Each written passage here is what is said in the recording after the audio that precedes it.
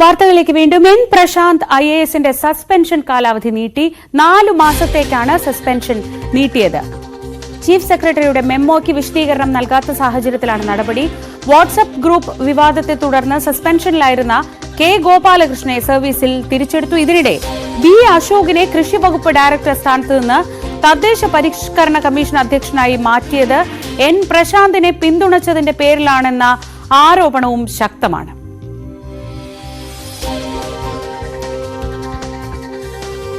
നേരത്തെ എൻ പ്രശാന്തിന് സമൂഹ മാധ്യമങ്ങളിലൂടെ ഉയർന്ന ഉദ്യോഗസ്ഥരെ അപമാനിച്ചു എന്ന രീതിയിൽ ആരോപണം കാണിച്ചുകൊണ്ട് ഒരു മെമ്മോ നൽകിയിരുന്നു. വിശദീകരണം ചോദിച്ചുകൊണ്ടൊരു മെമ്മോ നൽകിയിരുന്നു. ഈ മെമ്മോയ്ക്ക് ഇതുവരെ മറുപടി നൽകിയില്ല എന്ന് കാണിച്ചാണ് ഈ സസ്പെൻഷൻ കാലാവധി ഇപ്പോൾ സസ്പെൻഷൻ റിവ്യൂ കമ്മിറ്റിയുടെ ശുപാർശ പരിഗണിച്ചുകൊണ്ട് നീട്ടിയിരിക്കുന്നത്. 4 മാസത്തേക്ക് സസ്പെൻഷൻ നീട്ടിയിരിക്കുന്നു. ഇതിനിടെ പ്രശാന്ത് തന്റെ പേരിലുള്ള കുറ്റാരോപണ മെമ്മോയിൽ, ചാർജ് മെമ്മോയിൽ വിശദീകരണം ആരാഞ്ഞുകൊണ്ട് കുറച്ച് കാര്യങ്ങളിൽ കൂടുതൽ വിശദീകരണം ആവശ്യമുണ്ടെന്ന് കാണിച്ച് ചീഫ് സെക്രട്ടറിക്ക് തിരികെ ഒരു കത്ത് നൽകിയിരുന്നു. ആ കത്ത് നൽകിയതും അംഗീകരിക്കാൻ കഴിയില്ല എന്ന നിലപാടാണ് സ്വീകരിച്ചിരുന്നത് സർക്കാർ.